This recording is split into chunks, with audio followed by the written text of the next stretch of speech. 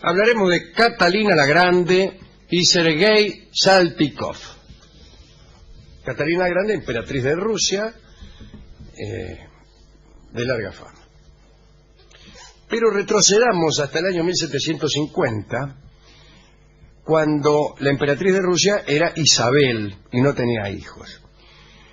Había organizado ella misma un golpe de Estado, justamente por esa razón, por no tener descendencia, y había dispuesto que el trono lo heredara el duque Pedro, su sobrino, que sería Pedro III, ¿no?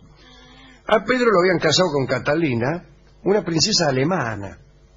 De Alemania la trajeron a Catalina, que sería luego Catalina la Grande. Isabel quería que esa unión diera frutos velozmente para que la línea dinástica se perpetuara. Pero había un problema. Catalina permanecía virgen y el duque Pedro no parecía interesado en amarla. Había varios problemas que le impedían a Pedro llevar a buen puerto sus afanes. Primero tenía un problema físico, el amigo Pedro. Después, estaba loco. Y por si fuera poco, su esposa no le gustaba en absoluto.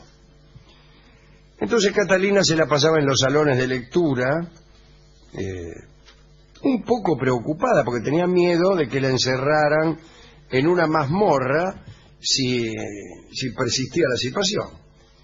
La emperatriz Isabel también estaba muy preocupada y lo primero que pensó es que el duque Pedro era un ser extremadamente sucio.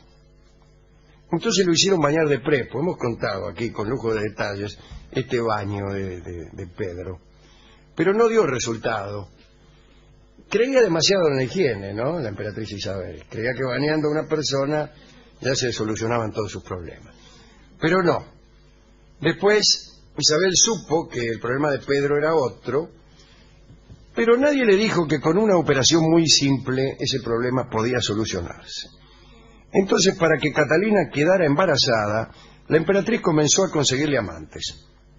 Y se proponía hacerle después creer a Pedro que el hijo era suyo. Y el primero de los amantes que consiguió para perpetuar la dinastía se llamaba Sergei Saltykov.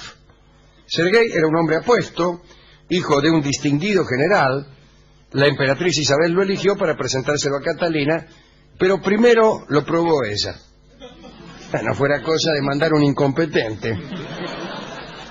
Y dice la crónica: habiendo juzgado que su rendimiento era satisfactorio, la emperatriz pensó que bajo sus expertos servicios Catalina daría un heredero a la dinastía Romanov. Dicen que Sergei era, esto lo digo yo, dicen que Sergei era un mujeriego notorio, se consideraba irresistible y muchas veces lo era. Había ganado una reputación por sus técnicas amatorias, aunque algunas damas en realidad, lo consideraban exagerado en su sofisticación. Ese tipo demasiado. Un metrosexual. Sí, algo así. Saltykov estaba casado, pero eso no perturbó a Isabel en la elección. Todos sabían que Sergei aceptaría la tarea sin problemas. Y efectivamente, Saltykov agarró viaje. Isabel le encargó, además hizo un movimiento superfluo, la emperatriz Isabel. Le encargó una pareja noble, María y Nikolai Choglokov, la misión delicada de juntar a Sergei con Catalina, tomar unos copetines con ellos, de acompañarlos para juntarlos. Y este matrimonio aceptó con entusiasmo. En realidad el tipo, Nikolai Choglokov, tenía él mismo ganas de ser amante de Catalina y calculó que en el caso de que la unión con Sergei fuera un fracaso, él estaba completamente dispuesto a actuar de suplente del suplente. Entonces se quedó ahí a ver qué pasaba. Pero en realidad no hubo tiempo para estas sustituciones.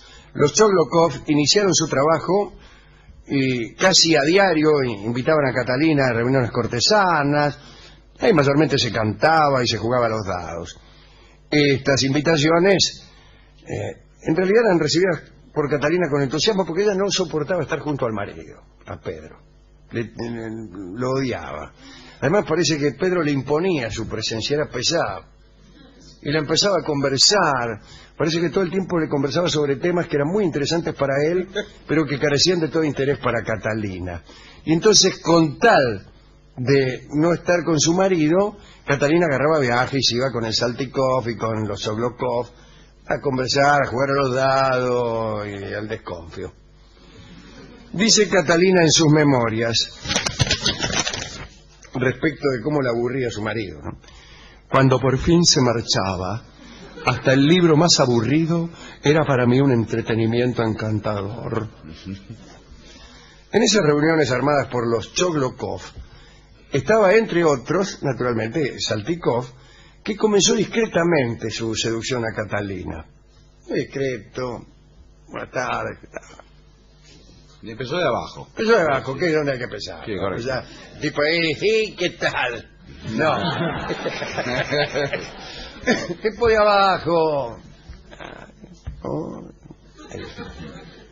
¿Alguna palabra? Nada, no, es que lo mejor empezar es quedarse, sentarse en una silla, quedarse ahí sin Bueno, hacerse, tampoco, sin hacerse bueno. mucho el piola, ahí, ¿qué va a hacer un tipo? Ya veremos. Bueno, un día viajaron a cazar, salieron a cazar y viajaron a una isla del delta del Neva, donde pensaban, qué sé yo, no sé qué se caza por ahí. A la noche cena alguna tormenta, qué sé yo, con rayos y todo. Y la isla se le inundó. Y se hicieron como las 3 de la mañana antes de que apareciera una barca a rescatarlos. Y esa noche, Sergei y Catalina se amaron. Se apartaron en un momento que llovía, que había trueno, qué sé yo, se apartaron de todo, y ahí, andás a ver, en la cocina, se amaron. Y Catalina se enamoró. De regreso en la ciudad, ya buscaban formas secretas de encontrarse. Cuentan que salían a caballo del palacio, cada uno por su lado, y se encontraban en los bosques, En tanto que los Sokolov y la emperatriz Isabel festejaron este primer triunfo, ¿no? Ahora faltaba que Catalina quedara embarazada. Sergei cumplió con este deber en forma competente y Catalina quedó embarazada.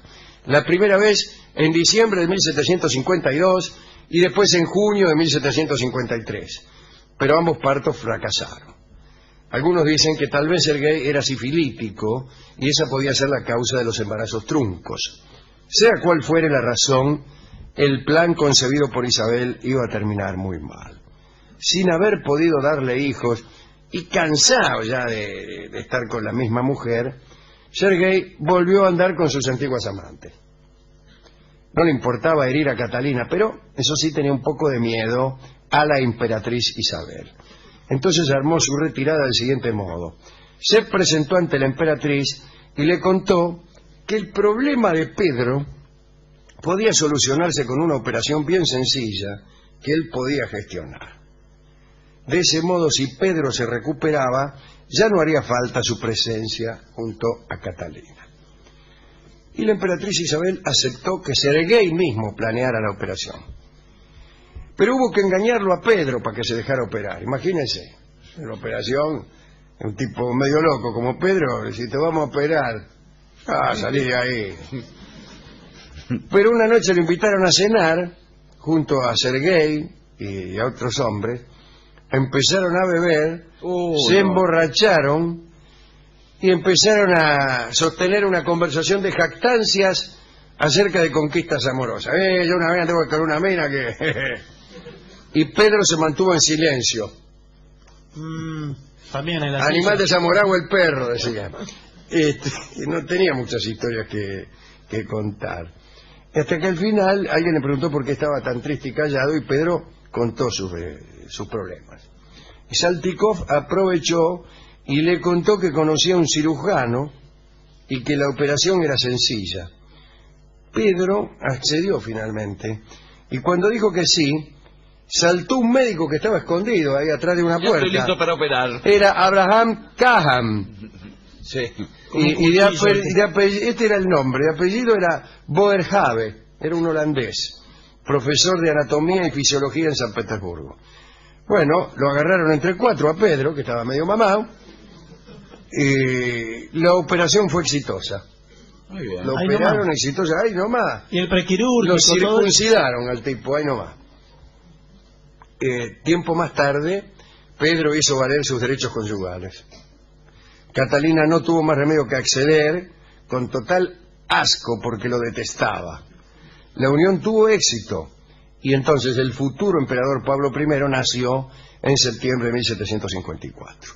Como Isabel ya no necesitaba a Saltykov en la corte, lo mandó en misión diplomática allá donde Judas perdió el poncho.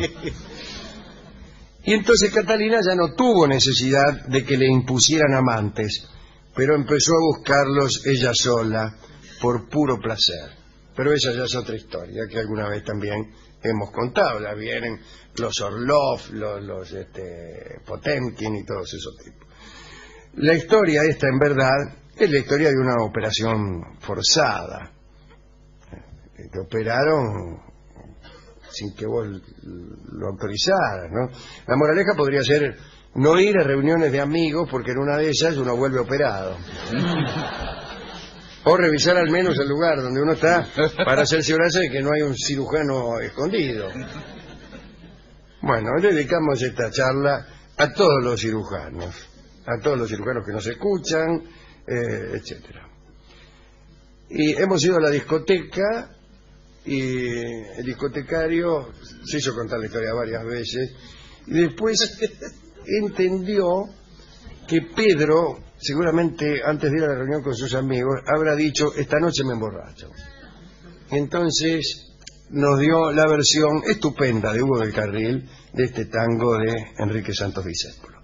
Esta noche me emborracho, un tango compuesto en homenaje a Pedro III, que fue operado en lo que yo podría considerar un abuso de confianza.